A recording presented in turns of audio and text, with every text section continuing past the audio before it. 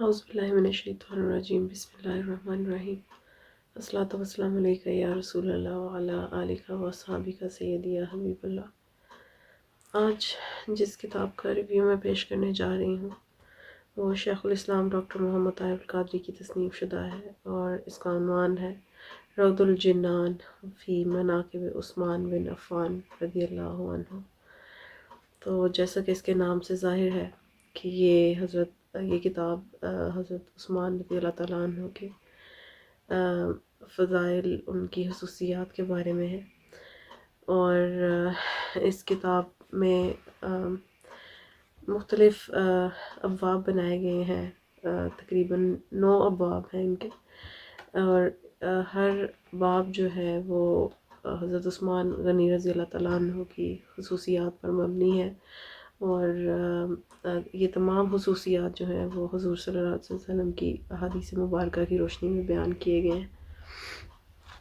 سب سے پہلا باب جو ہے وہ اس کا عنوان ہے امت میں سب سے زیادہ حیادار، اور ہم ویسے بھی جانتے ہیں جنرلی کہ صحابہ کرام میں سب سے زیادہ جو حیادار، شرم و حیا کے پیکر جو تھے وہ حضرت عثمان رضی اللہ تعالیٰ عنہ تھے، اور یہ ان کی بڑی خصوصیت ہے۔ تو اس ضمن میں مختلف احادیث کے ذریعے اس حضرت عثمان کی خصوصیت کو اجاگر کیا گیا ہے، اور سب سے پہلی حدیث مبارکہ جو ہے وہ حضرت ابو موسیٰ رضی اللہ عنہ سے مروی ہے کہ فرماتے ہیں کہ حضور نبی اکرم صلی اللہ علیہ وسلم ایسی جگہ بیٹھے ہوئے تھے جہاں پانی تھا، اور کیونکہ آپ کی ٹانگیں پانی میں تھیں تو حضور صلی اللہ علیہ وسلم کے دونوں گھٹنوں سے یا ایک گھٹنے سے کپڑا ہٹا ہوا تھا، اور جب حضرت عثمان رضی اللہ تعالیٰ عنہ آئے تو حضور صلی اللہ علیہ وسلم نے اس کو ڈھانپ لیا۔ اس حدیث کو امام بخاری نے بھی روایت کیا ہے۔ ایک اور حدیث جو ہے وہ حضرت عائشہ رضی اللہ تعالیٰ عنہ سے مروی ہے۔ وہ فرماتی ہیں کہ حضور نبی اکرم صلی اللہ علیہ وسلم میرے گھر میں لیٹے ہوئے تھے، اور اس طرح لیٹے ہوئے تھے کہ حضور صلی اللہ علیہ وسلم کی پنڈلیاں جو ہیں وہ ظاہر ہو رہی تھیں، اور اسی دوران حضرت ابو بکر رضی اللہ تعالیٰ عنہ تشریف لائے، اور انہوں نے اجازت مانگی اندر آنے کی،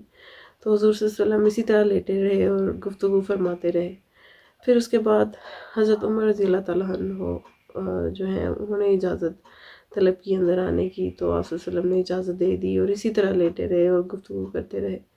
اور پھر جب حضرت عثمان رضی اللہ تعالیٰ عنہ تشریف لائے، انہوں نے اجازت طلب کی اندر آنے کی، تو حضور صلی اللہ علیہ وسلم اٹھ کر بیٹھ گئے اور اپنے کپڑے درست کر لیے۔ تو اس سے پتہ چلتا ہے کہ حضرت عثمان رضی اللہ تعالیٰ عنہ جو ہیں وہ کس قدر حیا کے پیکر تھے، اور اتنی شرم و حیا کا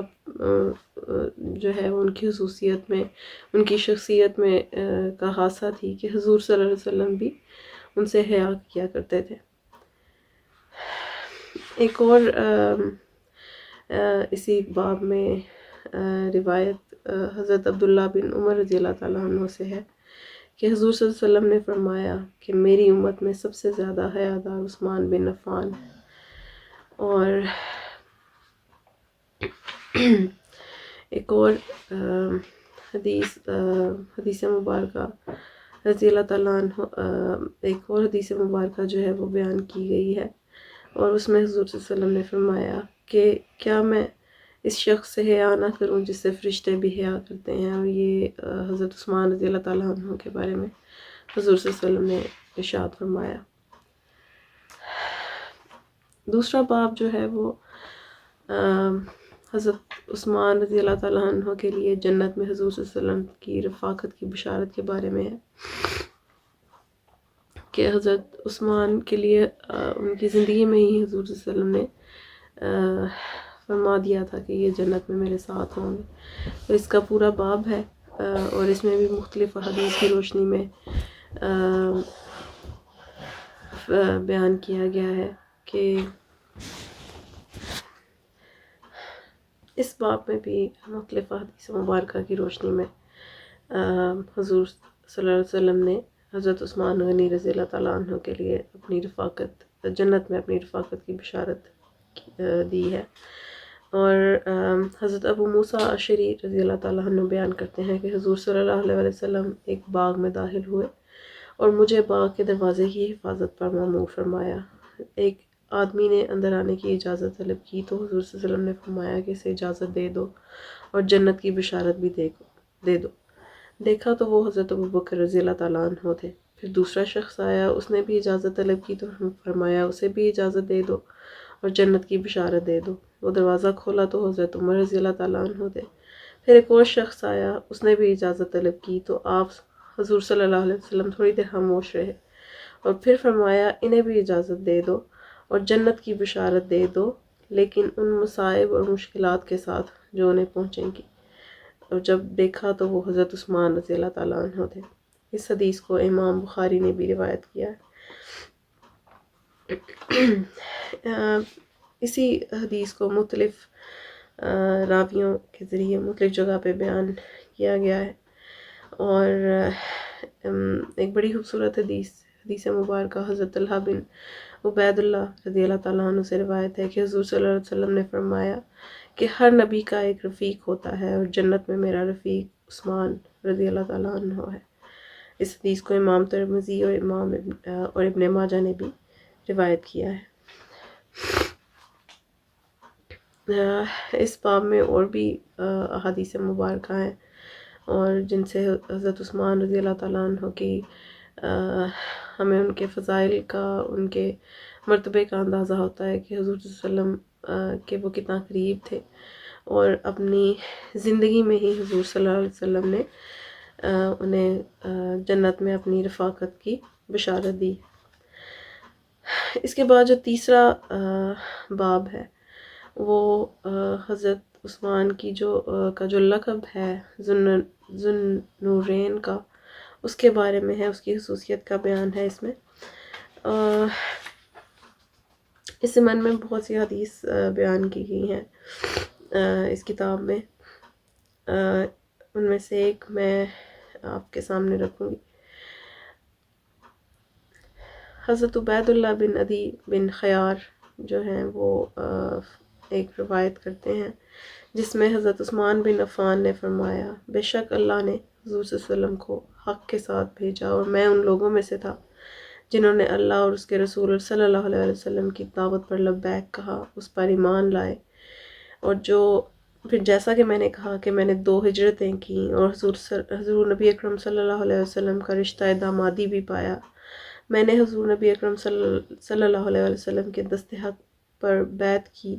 اور خدا کی قسم میں نے کبھی حضور صلی اللہ علیہ وسلم کی نافرمانی نہیں کی اور نہ کبھی آپ کے ساتھ دھوکہ کیا، یہاں تک کہ حضور صلی اللہ علیہ وسلم وصال فرما گئے۔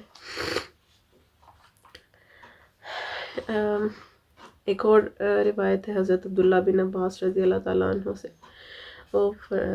روایت کرتے ہیں کہ حضور صلی اللہ علیہ وسلم نے فرمایا کہ بے شک اللہ نے میری طرف وحی فرمائی ہے کہ میں اپنی صاحبزادی کی شادی عثمان سے کروں۔ ایک اور اسی حدیث کو حضرت عیاش رضی اللہ تعالیٰ عنہ بھی روایت کرتی ہیں، فرماتی ہیں کہ میں نے حضور نبی اکرم صلی اللہ علیہ وسلم کو فرماتے ہوئے سنا کہ میں نے عثمان کی شادی اپنی صاحبزادی کلثوم سے صرف وحی اللہ کی بنا پر کی ہے۔ اسی ضمن میں ایک آخری حدیث جو ہے میں اس باب میں جو بیان کی گئی ہے وہ آپ کے سامنے پیش کروں گی۔ حضرت عبداللہ بن عمر رضی اللہ تعالیٰ عنہ سے روایت ہے، انہوں نے فرمایا کہ حضور صلی اللہ علیہ وسلم کی بارگاہ میں جب حضرت عثمان رضی اللہ تعالیٰ عنہ کا ذکر کیا گیا تو انہوں نے آپ صلی اللہ علیہ وسلم نے فرمایا کہ وہ تو نور والے ہیں۔ عرض کیا گیا کہ نور سے کیا مراد ہے؟ تو آپ صلی اللہ علیہ وسلم نے فرمایا نور سے مراد آسمانوں اور جنتوں کا آفتاب ہے، اور یہ نور جنتی حوروں کو بھی شرماتا ہے، اور میں نے اس نور یعنی عثمان بن عفان سے اپنی صاحبزادی کا نکاح کیا ہے۔ اسی وجہ سے اللہ تعالیٰ نے عالم ملائکہ میں ان کا نام ذو النور، نور والا رکھا ہے، اور جنتوں میں ذو النورین، 2 نور والا رکھا ہے۔ تو جس نے عثمان کو گالی دی اس نے مجھے گالی دی۔ اس حدیث کو ابن عساکر نے بھی روایت کیا ہے۔ تو اس سے ہمیں حضرت عثمان رضی اللہ تعالیٰ عنہ کی بارے میں مزید جو ان کے مرتبہ ہے، جو ان کی خصوصیت، ان کے مقام کے بارے میں اور بھی اندازہ ہوتا ہے کہ حضور صلی اللہ علیہ وسلم سے کتنی محبت فرمایا کرتے تھے، اور اپنے 2 صاحبزادیوں کا نکاح جو ہے وہ حضرت عثمان سے کیا۔ چوتھا باب جو اس کتاب میں دیا گیا ہے وہ آپ رضی اللہ تعالیٰ عنہ کے لیے اللہ اور اس کے رسول صلی اللہ علیہ وسلم کی رضا اور محبت کی خوشخبری کے بارے میں ہے۔ حضرت جابر رضی اللہ تعالیٰ عنہ سے روایت ہے کہ حضور نبی اکرم صلی اللہ علیہ وسلم کی خدمت میں ایک جنازہ لایا گیا کہ آپ اس پر نماز پڑھیں، لیکن حضور صلی اللہ علیہ وسلم نے اس پر نماز نہیں پڑھی۔ تو عرض کیا گیا، یا رسول اللہ صلی اللہ علیہ وسلم، ہم نے آپ کو کسی کی نماز جنازہ چھوڑتے ہوئے نہیں دیکھا۔ تو حضور صلی اللہ علیہ وسلم نے فرمایا کہ یہ شخص عثمان سے بغض رکھتا تھا، تو اللہ نے بھی اس سے بغض رکھا ہے۔ یعنی کہ جو شخص حضرت عثمان سے محبت رکھتا ہے، حضور صلی اللہ علیہ وسلم نے بھی اس سے محبت کا ایک طرح سے اظہار فرمایا، اور جو شخص عثمان رضی اللہ تعالیٰ عنہ سے بغض رکھتا تھا، حضور صلی اللہ علیہ وآلہ وسلم نے اس کی نماز جنازہ بھی پڑھنی پسند نہیں فرمائی۔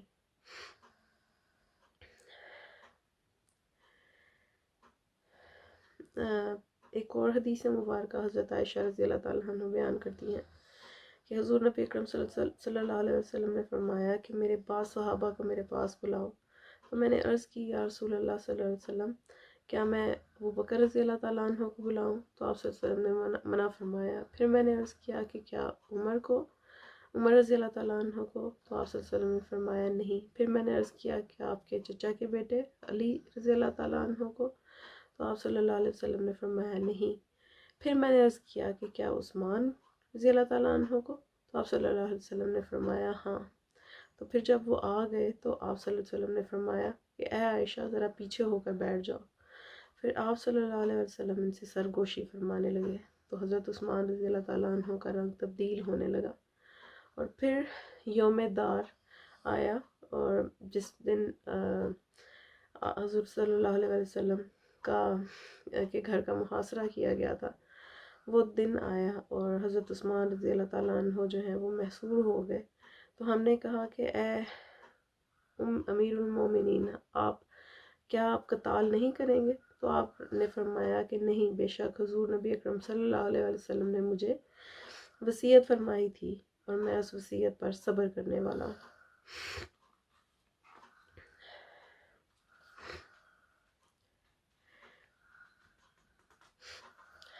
اگلا باب جو ہے، باب نمبر 5، وہ حضور نبی اکرم صلی اللہ علیہ وسلم نے جب بیعت رضوان ہوئی تھی تو اس میں اپنے ہاتھ کو عثمان غنی رضی اللہ تعالیٰ عنہ کا ہاتھ قرار دیا۔ اس واقعے کے بارے میں جو مختلف حدیث ہیں ان کو اس باب میں اکٹھا کیا گیا ہے، اور یہ واقعہ یوں ہے کہ حضرت انس بن مالک رضی اللہ تعالیٰ عنہ روایت کرتے ہیں کہ جب حضور صلی اللہ علیہ وسلم نے بیعت رضوان کا حکم دیا تو اس وقت حضرت عثمان رضی اللہ تعالیٰ عنہ مکہ بن کر گئے تھے ایک سفیر کے طور پر۔ تو راوی کہتے ہیں کہ لوگوں نے حضور صلی اللہ علیہ وسلم کے ہاتھ پر بیعت کی، اور جب حضور صلی اللہ علیہ وسلم نے فرمایا کہ عثمان اللہ اور اس کے رسول کے کام میں مصروف ہے، اور یہ فرما کر آپ صلی اللہ علیہ وسلم نے اپنا ایک ہاتھ دوسرے ہاتھ پر مارا، تو اور پس اس حضرت عثمان کے لیے حضور نبی اکرم صلی اللہ علیہ وسلم کا دست مبارک لوگوں کے اپنے ہاتھوں سے کئی گنا اچھا تھا۔ اور یہ حدیث جو ہے وہ حسن صحیح ہے۔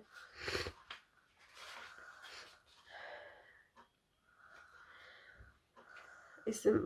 باب میں بہت سی طویل احادیث بھی بیان کی گئی ہیں، اور ان میں سیم واقعہ جو ہے بیعت رضوان کا اسی کو ہی بیان کیا گیا ہے کہ کس طرح حضور صلی اللہ علیہ وسلم نے حضرت عثمان رضی اللہ تعالیٰ عنہ کی غیر موجودگی میں اپنے ایک ہاتھ کو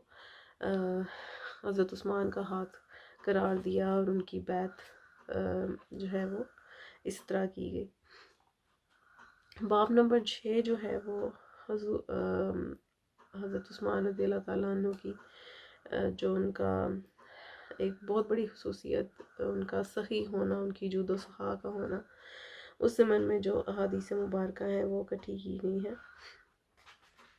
کہ انہوں نے کس کا اپنی وہ اسلام کے راستے میں جب بھی اسلام کو مال کی ضرورت پڑی تو حضرت عثمان کبھی بھی پیچھے نہیں ہٹے۔ اور سب سے پہلی حدیث جو ہے وہ حضرت عبد الرحمن بن خباب نے ان سے مروی ہے کہ وہ فرماتے ہیں کہ میں حضور نبی اکرم صلی اللہ علیہ وسلم کی خدمت میں حاضر ہوا، اور اس وقت آپ لوگوں کو ترغیب دے رہے تھے جیش اسرا کے بارے میں۔ تو حضرت عثمان رضی اللہ تعالیٰ عنہ کھڑے ہو گئے اور عرض کیا، یا رسول اللہ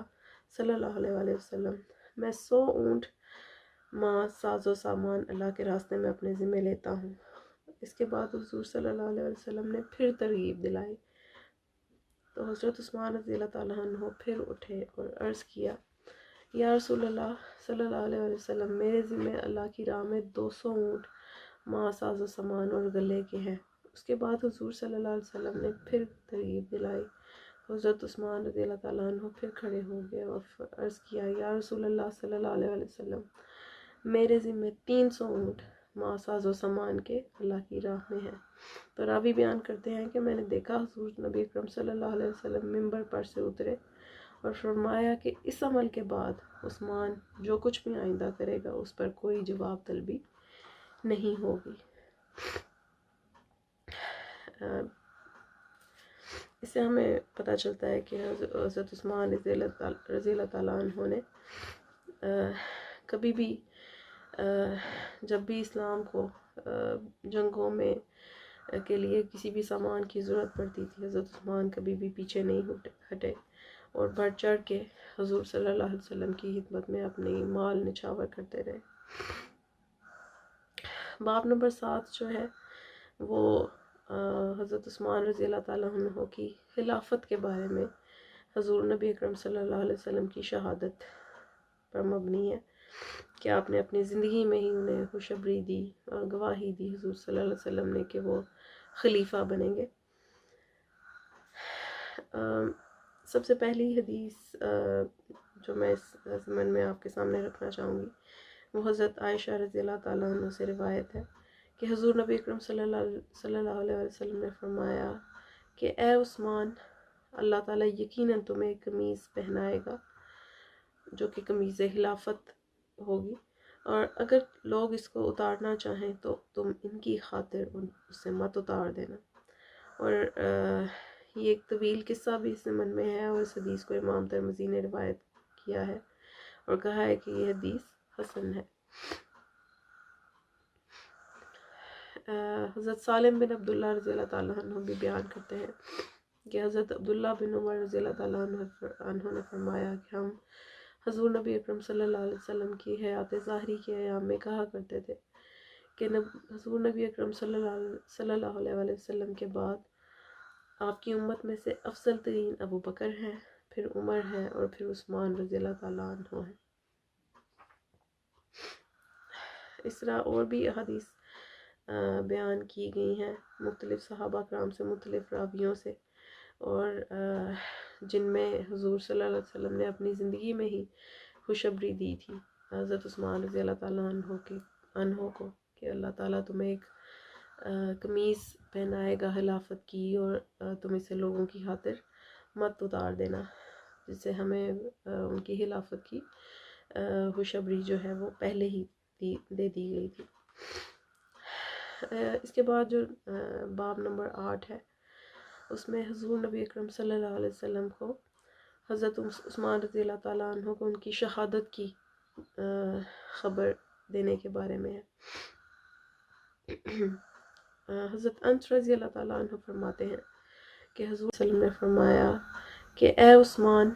اللہ تعالیٰ یقیناً تمہیں قمیض پہنائے گا جو کہ قمیض خلافت ہوگی، اور اگر لوگ اس کو اتارنا چاہیں تو تم ان کی خاطر اس سے مت اتار دینا۔ اور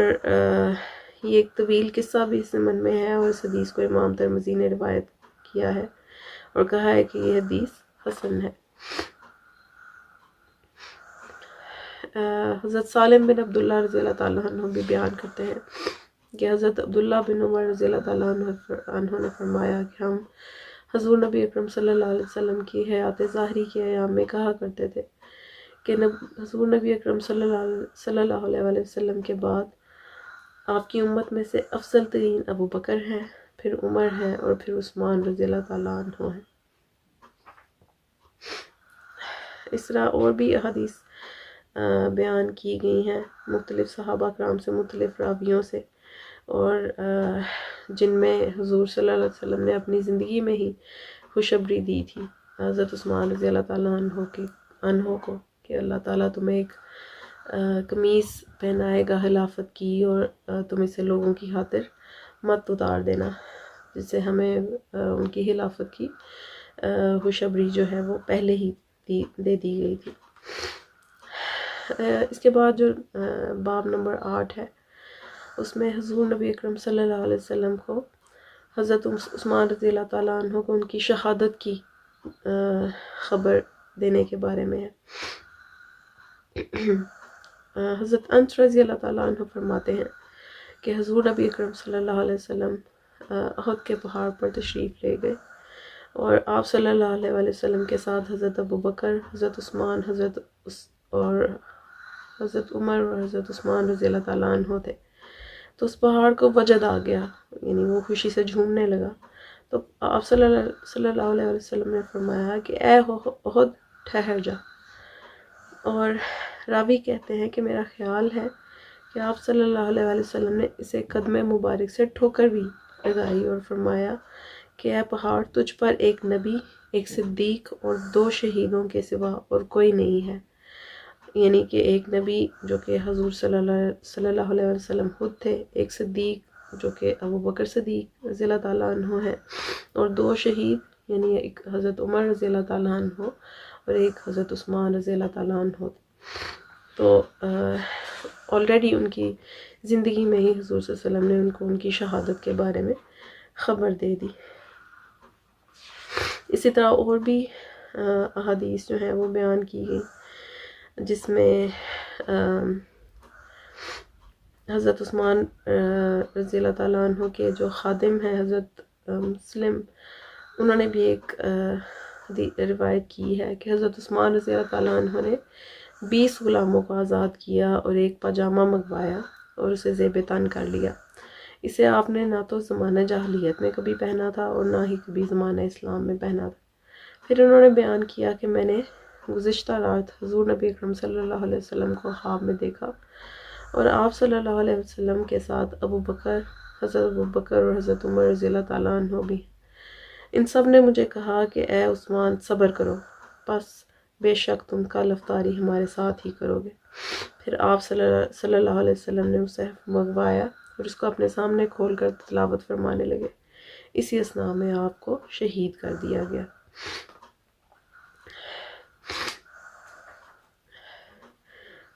تو اس سے بھی ہمیں پتہ چلتا ہے کہ ان کو پہلے ہی بتا دیا گیا تھا، ان کو خبر دے دی گئی تھی، اس چیز کی شہادت دے دی گئی تھی کہ وہ ان کو شہید کر دیا جائے گا۔ اور آخری جو حدیث مبارکہ اس زمن میں بیان کی گئی ہے، وہ حضرت عمر بن خطاب رضی اللہ تعالیٰ عنہ بیان کرتے ہیں کہ حضور نبی اکرم صلی اللہ علیہ وسلم نے ارشاد فرمایا کہ جس دن عثمان کی شہادت ہوگی، اس دن آسمان کے فرشتے اس پر درود بھیجیں گے۔ تو بہت خوبصورت حدیث مبارکہ بیان کی گئی ہیں۔ اور آخری باب جو ہے وہ آپ کی حضرت عثمان رضی اللہ تعالیٰ عنہ کی جامع صفات کے بارے میں ہے۔ اور حضرت عبداللہ بن عمر رضی اللہ تعالیٰ عنہ بیان کرتے ہیں کہ حضرت عثمان رضی اللہ تعالیٰ عنہ جنگ بدر میں حاضر نہیں ہوئے تھے۔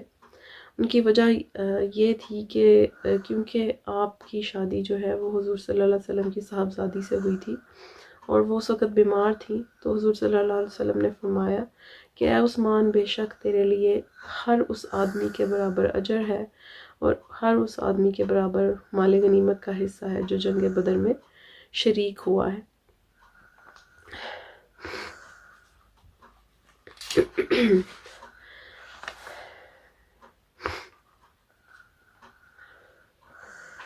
اور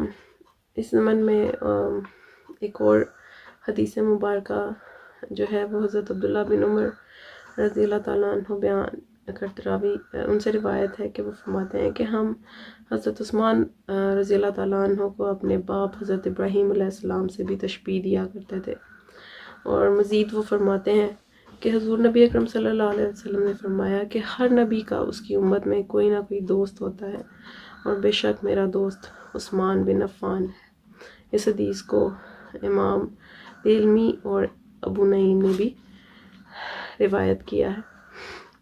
تو اس کتاب میں ان 9 ابواب کے ذریعے 9 ابواب جو ہیں وہ در حقیقت حضرت عثمان رضی اللہ تعالیٰ عنہ کی 9 صفات ہیں، جن کو بڑی خوبصورتی سے احادیث مبارکہ کی روشنی میں تفصیل سے بیان کیا گیا ہے. اور اس کو پڑھنے کے بعد ہمیں اندازہ ہوتا ہے کہ حضرت عثمان رضی اللہ تعالیٰ عنہ حضور صلی اللہ علیہ وسلم کے کتنے قریب تھے، کس قدر خصوصیات تھیں ان کی شخصیت کی، جن کو حضور صلی اللہ علیہ وسلم اتنا پسند فرماتے تھے کہ ان کو کتنی بشارتوں سے نوازا گیا. ان کو اپنی 2 بیٹیاں جو ہیں، اپنی 2 صاحبزادیاں حضور صلی اللہ علیہ وسلم نے اپنے ان کے نکاح میں دیں. تو میں ریکمینڈ کرتی ہوں کہ آپ اس بک کو ضرور پڑھیں، اور آپ ضرور فیضیاب ہوں گے اس بک سے. اور اللہ تعالیٰ ہمیں سب کو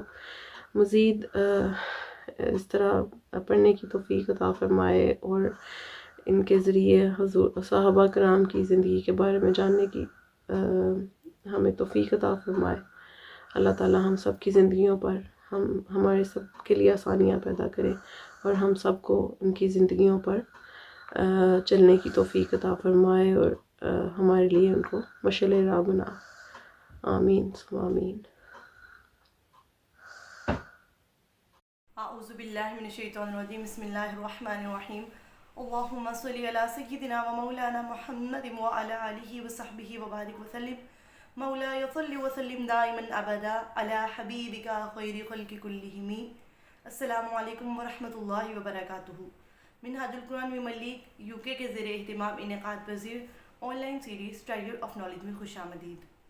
آج ہم حضور سید شیخ الاسلام کی جس کتاب کا ریویو کریں گے اس کا عنوان ہے محبت حسنین کریمین.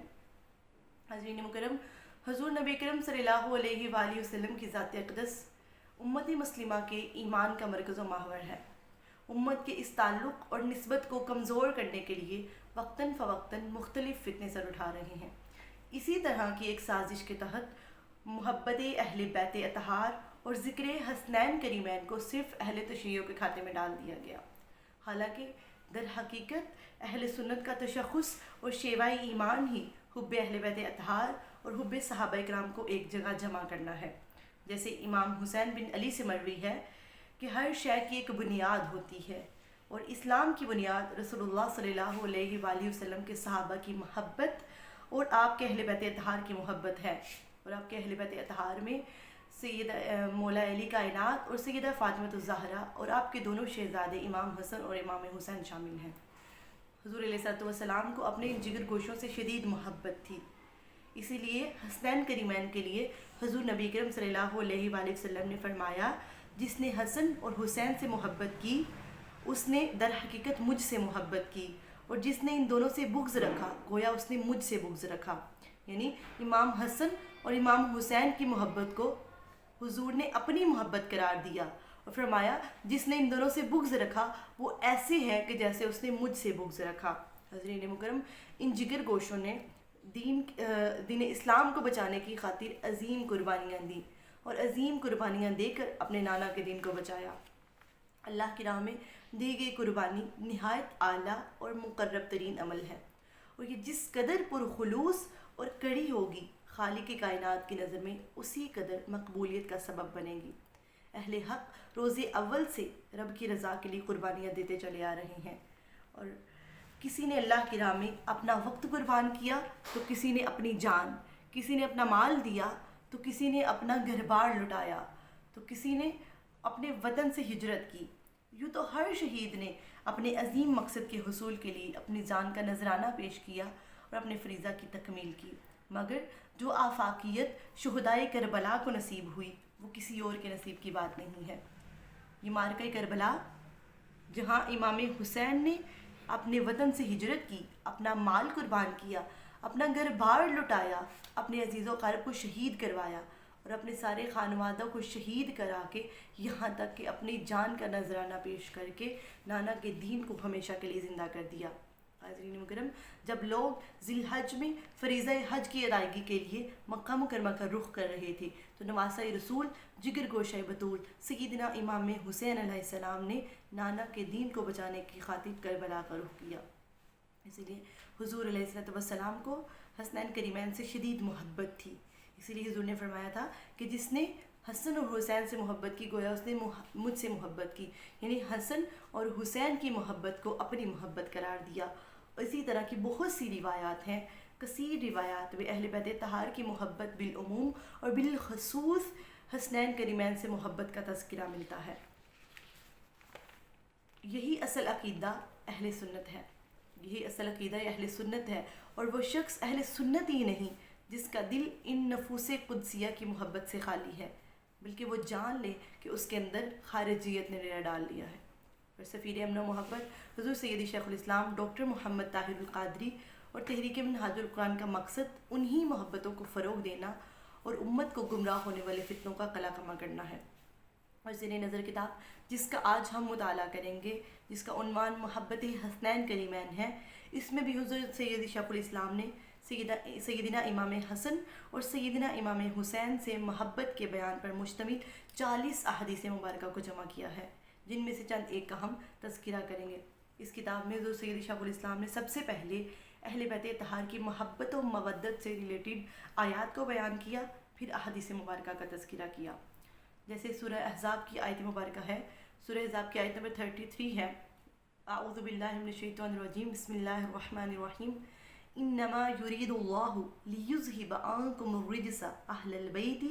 ویطہرکم تطہیرا۔ فرمایا بس اللہ یہی چاہتا ہے کہ اے رسول کے اہل بیت تم سے ہر قسم کے گناہ کا میل اور شک و نقص کی گرد تک دور کرے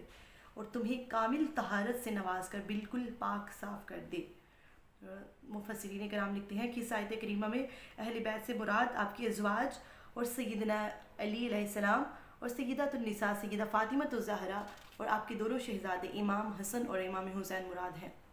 پھر فرمایا سورہ شورا میں فرمایا اللہ پاک نے قُلْ لَا أَسْأَلُكُمْ عَلَيْهِ أَجْرًا إِلَّا الْمَوَدَّةَ فِي الْقُرْبَى۔ فرمایا کہ قُلْ لَا أَسْأَلُكُمْ عَلَيْهِ أَجْرًا، کہ اے رسول مکرم آپ فرما دیجئے کہ میں اس تبلیغ رسالت پر تم سے کوئی اجرت نہیں مانگتا۔ فرمایا إِلَّا الْمَوَدَّةَ فِي الْقُرْبَى، سوائے اس کے کہ میری قرابت اور اللہ کی قرابت سے محبت چاہتا ہوں، یعنی کہ فرمایا کہ میں تم سے اپنی تبلیغ رسالت جو تمہیں دعوت دین حق دیتا ہوں اس کے بدلے میں تم سے کوئی اجرت نہیں مانگتا، سوائے اس کے کہ تم کیا کرو، میری قرابت سے محبت کرو، اور میری قرابت حسنین کریمین اور میری اہل بیت اطہار اور اللہ کی قرابت یعنی حضور علیہ السلام کی ذات ہے، تو میں ان دونوں سے محبت چاہتا ہوں، یعنی اللہ مجھ سے محبت کرتا ہے تو لہٰذا تم مجھ سے محبت کرو، اور میں اپنی قرابت داروں سے اپنی اہل بیت اطہار سے محبت کرتا ہوں، اور میری خاطر میری اہل بیت اطہار سے محبت کرو۔ جب یہ آیت کریمہ نازل ہوئی تو صحابہ کرام نے عرض کیا، پوچھا یا رسول اللہ کہ یہ قرابت والے کون ہیں جن کی محبت ہم پر واجب کی گئی ہے؟ فرمایا یہ علی المرتضیٰ، سیدۃ النساء سیدہ فاطمہ الزہرا اور ان کے دونوں شہزادے امام حسن اور امام حسین ہیں۔ اسی طرح حضرت ابو ہریرہ سے مروی ہے، وہ فرماتے ہیں انہوں نے فرمایا کہ دن کے کسی حصے میں حضور نبی کرم صلی اللہ علیہ وآلہ وسلم باہر تشریف لائے، اور نہ آپ نے مجھ سے کوئی بات کی اور نہ میں نے آپ سے کوئی بات کی، اور یہاں تک کہ آپ صلی اللہ علیہ وآلہ وسلم کینقا کے بازار میں جا پہنچے اور حضرت فاطمہ کے صحن میں بیٹھ گئے، اور شہزادے حضرت حسن یا حضرت حسین کو بلانے لگے، اور اتنے میں شہزادے دوڑتے ہوئے آ گئے تو آپ صلی اللہ علیہ وآلہ وسلم نے شہزادے کو اپنے سینے سے لگا لیا اور بوسہ دیا اور فرمایا اے اللہ تو اس سے محبت فرما، اور جو اس سے محبت کرے اس سے بھی محبت فرما۔ یعنی کہ فرمایا کہ اے اللہ تو اس سے یعنی اس شہزادے سے، جس شہزادے کو گود میں اٹھایا تھا، فرمایا اے اللہ تو اس شہزادے سے محبت کر، اور پھر کہا جو شخص بھی اس شہزادے سے محبت کرے اے اللہ تو اس سے بھی محبت کر، یعنی کہ ان شہزادوں سے محبت کرنے والوں کے لیے بھی حضور علیہ الصلوۃ والسلام نے اللہ کی محبت کی دعا کی۔ اور پھر متعدد احادیث مبارکہ میں اس کا ہمیں تذکرہ ملتا ہے کہ حضور اپنے شہزادوں کو اپنے پاس بلاتے اور ان کو جپٹ کر ان کو سینے سے لگا لیتے اور یہ الفاظ دہراتے، فرماتے اللہم انی احبہ، فرماتے اللہم اے اللہ انی احبہ کہ میں ان سے محبت کرتا ہوں، فرماتے اے اللہ میں ان سے محبت کرتا ہوں، فاحبہ بس تو بھی ان سے محبت کر، اور پھر فرماتے واحب من یحبہ اور اس سے بھی محبت فرما جو ان سے محبت کرے۔ سبحان اللہ، فرماتے کہ اللہ میں ان سے محبت کرتا ہوں، میں ان شہزادوں سے محبت کرتا ہوں، تو بھی ان سے محبت کر، اور جو شخص بھی ان سے محبت کرے تو اس سے بھی محبت کر۔ سبحان اللہ۔ اور زہیر بن اکبر بیان کرتی ہیں کہ جب حضرت حسن بن علی، حضرت علی رضی اللہ تعالیٰ عنہ کی شہادت کے بعد جب حضرت حسن خطاب فرما رہے تھے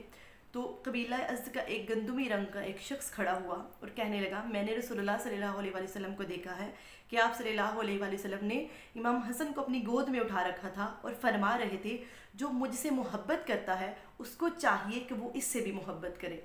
سبحان اللہ، یعنی حضرت رسول اللہ صلی اللہ علیہ وسلم نے امام حسن کو اٹھایا ہوا تھا اور فرما رہے تھے جو مجھ سے محبت کرتا ہے اس کو چاہیے، اس پر لازم ہے کہ وہ اس سے بھی محبت کرے، یعنی وہ اس شہزادے سے بھی محبت کرے۔ تو وہ فرماتے ہیں، وہ صحابی فرماتی ہیں کہ حضور نے فرمایا تھا جو یہاں موجود ہے وہ غائب کو بتا دے، اور وہ فرماتے ہیں کہ اگر رسول اللہ صلی اللہ علیہ وسلم کا حق واجب نہ ہوتا، اگر رسول اللہ صلی اللہ علیہ وسلم نے بتانے کو نہ کہا ہوتا تو میں تمہیں نہ بتاتا، یعنی کہ رسول اللہ صلی اللہ علیہ وسلم نے کہا تھا جو موجود ہے وہ بھی جان لے اور جو نہیں موجود اس کو بھی بتا دیں کہ جو مجھ سے محبت کرتا ہے اس کو چاہیے کہ وہ میرے ان شہزادوں سے بھی محبت کرے۔ حضرت عبداللہ بن عباس کی حدیث مبارکہ ہے کہ رسول اللہ صلی اللہ علیہ وآلہ وسلم نے فرمایا کہ احب اللہ لما یغذوکم من نعمہ، فرمایا احب اللہ اللہ سے محبت کرو،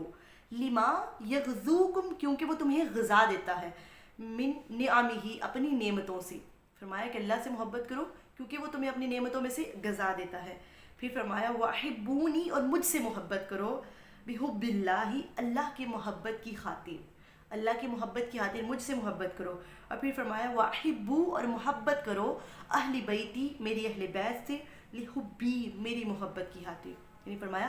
اللہ سے محبت کرو کہ وہ تمہیں نعمتوں سے نوازتا ہے، اور مجھ سے محبت کرو اللہ کی محبت کی خاطر۔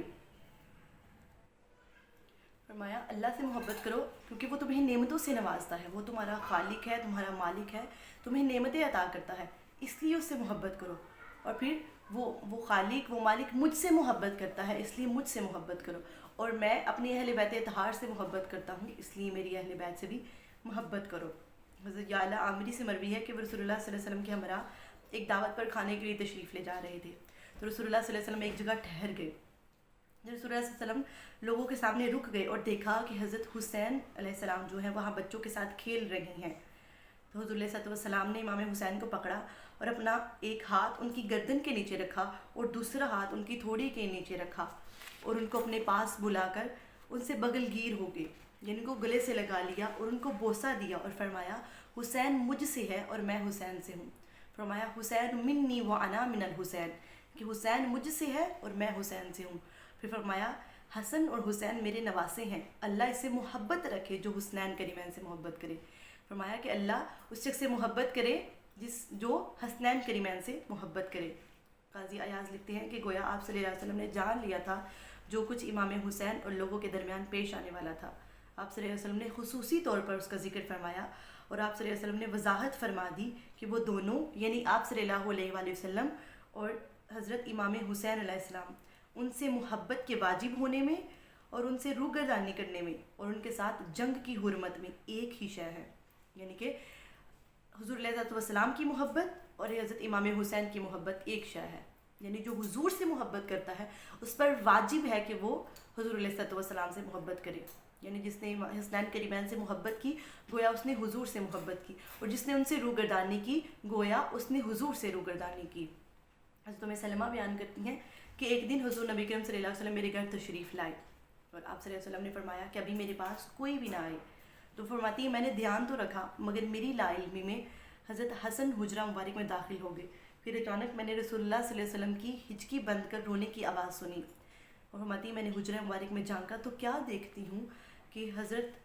حسین علیہ السلام آپ کی گود مبارک میں ہیں اور حضور نبی کریم صلی اللہ علیہ وسلم ان کی پیشانی مبارک کو صاف کر رہی ہیں اور ساتھ ہی رو بھی رہی ہیں. تو وہ فرماتی ہیں میں نے عرض کیا اللہ کی قسم مجھے ان کے اندر آنے کا پتہ نہیں چلا.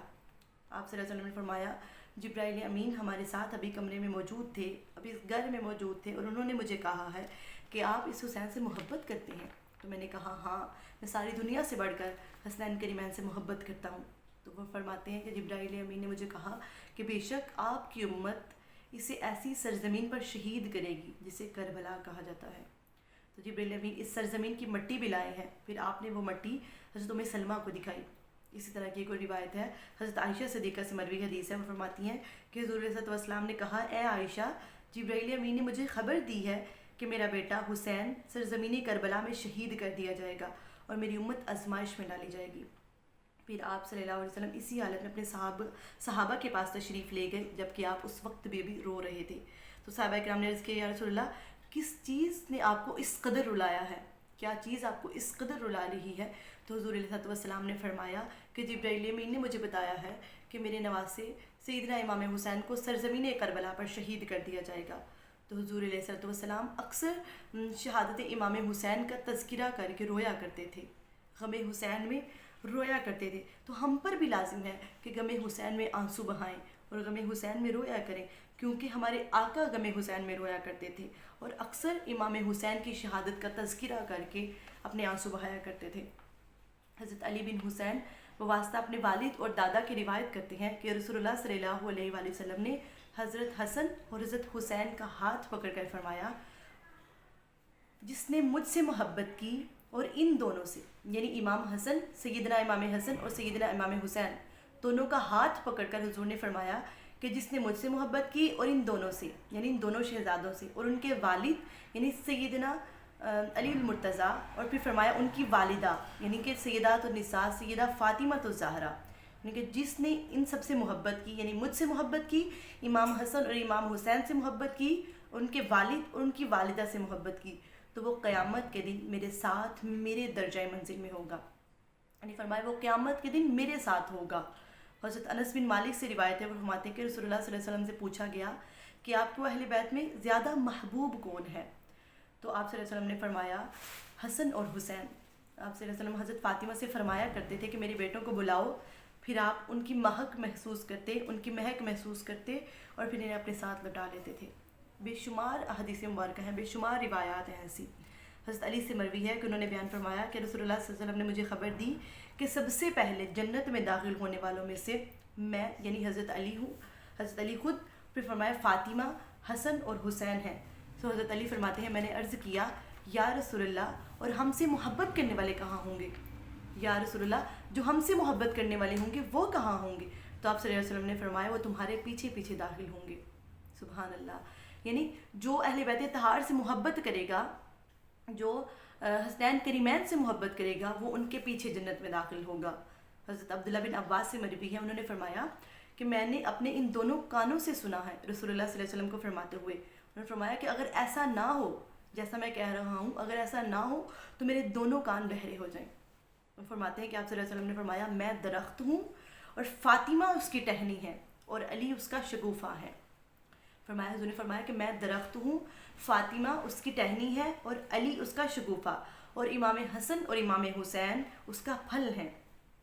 اور جو اہل بیت طہار سے محبت کرنے والے ہیں. پھر فرمایا کہ جو اہل بیت طہار سے, جو ان ہستیوں سے محبت کرنے والے ہیں, وہ اس کے پتے ہیں. سبحان اللہ. پھر فرمایا یہ سب جنت میں ہوں گے. پھر فرمایا حقاً حقاً, یہ حق ہے, یہ حق ہے. سبحان اللہ. فرمایا میں درخت ہوں اور فاطمہ اس کی ٹہنی ہے اور علی اس کا شگوفہ ہے, اور سیدنا امام حسن اور سیدنا امام حسین اس کا پھل ہے, اور اہل بیت اطہار سے محبت کرنے والے اس کے پتے ہیں. یعنی حضور نے فرمایا میں درخت ہوں اور اہل بیت اطہار اسی درخت کی ٹہنی اور شاخیں اور پھل ہیں. اور پھر فرمایا جو ان سے محبت کرنے والے ہیں ان کو بھی اسی درخت میں شامل کر لیا. کہا کہ جو اہل بیت طہار سے محبت کرنے والے ہیں وہ اس کے پتے ہیں. سبحان اللہ. اور پھر فرمایا یہ حق ہے. حاضرین مکرم، امام حسین کے واقعہ شہادت کی تفصیل جگر چیر دیتی ہے اور جسموں کو پگھلا دیتی ہے۔ اللہ پاک ہمیں اس درد کو سمجھنے، اس کو محسوس کرنے کی توفیق دے اور حسینی کردار نصیب فرمائے۔ اور اللہ تعالیٰ سے دعا ہے کہ دنیا و آخرت میں ہمیں اپنی محبت، اپنی اہل بیت اطہار اور اپنے صحابہ کی محبت اور اولیاء صالحین کی محبت پر جمع رکھے۔ آمین بجاہ سید المرسلین۔ والسلام علیکم ورحمۃ اللہ وبرکاتہ۔ اعوذ باللہ من الشیطان الرجیم، بسم اللہ الرحمن الرحیم۔ رب اشرح لی صدری ویسر لی امری واحلل عقدۃ من لسانی یفقہوا قولی۔ اللہم صلی علی سیدنا و مولانا محمد وعلی آلہ واصحابہ وبارک وسلم۔ محترم ناظرین و سامعین، پروگرام ٹریجر آف نالج میں آپ سب کو السلام علیکم ورحمۃ اللہ وبرکاتہ۔ جیسا کہ محرم الحرام کا مقدس مہینہ شروع ہونے کو ہے، محرم الحرام اسلامی سال کا پہلا مہینہ ہے، جس کی اہمیت اس لیے بھی بہت زیادہ سمجھی جاتی ہے کہ اس ماہ کی 10ویں تاریخ کو نواسہ رسول صلی اللہ علیہ وآلہ وسلم کی قربانی کے عنوان سے رقم کیا جاتا ہے، اور سال کے آخری مہینہ ذی الحج میں دنیا بھر کے مسلمان فریضہ حج ادا کر کے 10ویں تاریخ کو اپنے اللہ کے حضور قربانی پیش کرتے ہیں۔ گویا ہم مسلمانوں کا آغاز بھی قربانی اور انتہا بھی قربانی پر ہے۔ اللہ تبارک و تعالیٰ کے فضل و کرم سے اور تاجدار کائنات صلی اللہ علیہ وآلہ وسلم کے نالین کے تصدق سے آج شیخ الاسلام ڈاکٹر محمد طاہر القادری کی بہت ہی نایاب اور منفرد کتاب کے ریویو کے ساتھ آپ کی خدمت میں حاضر ہوں، جس کا ٹائٹل ہے ذکر شہادت امام حسین علیہ السلام احادیث نبوی کی روشنی میں۔ اس بک کے 5 چیپٹرز ہیں اور 243 پیجز ہیں۔ اگر ہم اس بک کے چیپٹرز کا مختصر جائزہ لیں تو اس کے پہلے چیپٹر میں سیدنا امام حسین علیہ السلام کی شہادت کے پس منظر کو بیان کیا گیا ہے۔ چیپٹر نمبر 2، جس کا ٹائٹل ہے امام حسین علیہ السلام کے بچپن میں ہی آپ کی شہادت کی پیشن گوئیاں، اس کو مزید 2 سب چیپٹرز میں ڈیوائڈ کیا گیا ہے۔ چیپٹر نمبر 1، جس کا ٹائٹل ہے ایک خاص فرشتے کا شہادت امام حسین علیہ السلام کی خبر لے کر نازل ہونا، اور چیپٹر نمبر 2، جبریل علیہ السلام کا شہادت امام حسین علیہ السلام کی خبر دینا اور حضور پاک صلی اللہ علیہ وآلہ وسلم کا گریاں کے نہ ہونا، اور چیپٹر نمبر 3 میں امام حسین علیہ السلام کی کربلا کی طرف روانگی کے بارے میں بتایا گیا ہے۔ چیپٹر نمبر 4 میں امام حسین علیہ السلام کی شہادت کے سانحہ کو بڑی تفصیل سے بیان کیا گیا ہے، اور چیپٹر نمبر 5 میں آپ علیہ السلام کی شہادت کے بعد پیش آنے والے واقعات کو بیان کیا گیا ہے، اور اس کو بھی مزید 2 سب چیپٹرز میں ڈیوائڈ کیا گیا ہے۔ چیپٹر نمبر 1 میں شہادت امام حسین پر یزید ملعون کا اظہار مسرت کے حوالے سے بتایا گیا ہے، اور چیپٹر نمبر 2 میں اللہ تعالیٰ نے خود قاتلان حسین سے کیسے انتقام لیا، اس کو احادیث کی روشنی میں بیان کیا گیا ہے۔ معزز ناظرین و سامعین، جیسا کہ آپ سب جانتے ہیں کہ اللہ کی راہ میں دی گئی قربانی نہایت اعلیٰ و عرفہ اور مقرب ترین عمل ہے۔ یہ جس قدر پرخلوص اور کڑی ہوگی، خالق کائنات کی نظر میں اتنی ہی بیش قدر اور مقبولیت کا سبب بنے گی۔ یوں تو راہ حق میں پیش کی گئی ہر قربانی ہی قابل ستائش ہے، مگر سب سے افضل اور معتبر قربانی خالصتاً اللہ کی رضا کے لیے اس کی راہ میں لڑتے ہوئے پیش کی گئی جان قربان کرنا ہے۔ قرآن میں فلسفہ شہادت کو بیان کرتے ہوئے فرمایا گیا کہ اللہ کی راہ میں ملنے والی موت موت نہیں بلکہ حیات ابدی ہے، اور یہ اللہ رب العزت کا بیش بہا انعام ہے۔ بے شک تاریخ عالم گواہ ہے کہ اللہ کی راہ میں قربان ہونے والی پہلی جان سے لے کر آج کے دن تک لاکھوں کروڑوں افراد نے راہ خدا میں جان لٹا کر رب کی رضا کو پایا ہے۔ ان خوشبخت اور سعید افراد میں انبیاء کرام علیہ السلام اور ان کے اصحاب بھی ہیں، صدیقین بھی ہیں، صالحین بھی ہیں اور اہل اللہ بھی ہیں۔ ہر ایک کی قربانی دائمی ہے۔ اس حوالے سے اگر دیکھا جائے تو افادیت اور اپنی آفاقی اثرات کے حوالے سے جو مقام و مرتبہ معرکہ کرب و بلا میں کام آنے والے شہداء کو ملا ہے وہ کسی اور کے مقدر کی بات نہیں۔ جگر گوشہ علی و بطول علیہ السلام اور سبت رسول صلی اللہ علیہ وآلہ وسلم نے اپنے 72 رفقا کے ہمراہ جس تسلیم و رضا کے انداز سے جام شہادت نوش فرمایا ہے وہ انہیں مقام ابدیت پر فائز کر گیا ہے۔ علامہ اقبال اس جانثاری کو کچھ یوں بیان فرماتے ہیں: حقیقت ابدی ہے مقام شبیری، حقیقت ابدی ہے مقام شبیری، بدلتے رہتے ہیں انداز کوفی و شامی۔ بے شک۔ اب میں چیپٹر 1 سے سیدنا امام حسین علیہ السلام کی شہادت کے پس منظر کے حوالے سے حدیث بیان کرنے لگی ہوں۔ حضرت ابو ہریرہ رضی اللہ تعالی عنہ سے مرفوع روایت ہے: میں 9 عمروں کی حکمرانی سے پناہ مانگتا ہوں۔ لوگوں نے عرض کیا 9 عمروں کی حکمرانی سے کیا مراد ہے؟ انہوں نے فرمایا اگر تم ان کی اطاعت کرو گے تو تم اپنے دین میں ہلاک ہو جاؤ گے، اور اگر تم ان کی نافرمانی کرو گے تو وہ تمہیں ہلاک کر دیں گے، یعنی تمہاری دنیا میں تمہیں قتل کر کے یا تمہارے مال برباد کر کے یا دونوں، یعنی جان و مال کو ختم کر کے۔ ابن ابی شیبہ کی روایت میں ہے کہ حضرت ابو ہریرہ رضی اللہ تعالی عنہ بازار میں یہ کہتے جا رہے تھے کہ اے اللہ مجھے سن 60 ہجری کا زمانہ نہ ملے اور نہ چھوکروں کی حکمرانی کا زمانہ ملے۔ اس میں اس طرف اشارہ ہے کہ سب سے پہلا لونڈا سن 60 ہجری میں امارت سنبھالے گا، اور اسی طرح ہی ہوا کیونکہ یزید بن معاویہ کو اسی سال خلیفہ بنایا گیا اور اس کی حکومت سن 64 ہجری تک باقی رہی۔ جب وہ مر گیا تو اس کے بیٹے معاویہ نے حکومت سنبھالی اور وہ بھی چند مہینوں بعد فوت ہو گیا۔ اس حوالے سے ایک اور حدیث حافظ ابن کثیر نے بیان کیا ہے کہ امام احمد نے فرمایا، حضرت ابو سعید خدری رضی اللہ تعالی عنہ بیان کرتے ہیں کہ میں نے رسول اللہ صلی اللہ علیہ وآلہ وسلم کو فرماتے ہوئے سنا کہ سن 60 ہجری کے بعد کچھ حکمران ہوں گے، وہ نمازیں ضائع کریں گے، خواہشات نفسانی کے پیروکار ہوں گے، تو عنقریب وہ آخرت کے عذاب سے دوچار ہوں گے۔ پھر ایسے ناخلف حکمران ہوں گے جو قرآن پڑھیں گے لیکن وہ ان کے حلق سے نیچے نہیں اترے گا۔ حافظ ابن کثیر نے بیان کیا ہے کہ امام احمد نے فرمایا، حضرت ابو سعید خدری رضی اللہ تعالی عنہ بیان کرتے ہیں کہ میں نے رسول اللہ صلی اللہ علیہ وآلہ وسلم کو فرماتے ہوئے سنا کہ سن 60 ہجری کے بعد کچھ حکمران ہوں گے، وہ نمازیں ضائع کریں گے، خواہشات نفسانی کے پیروکار ہوں گے، تو عنقریب وہ آخرت کے عذاب سے دوچار ہوں گے۔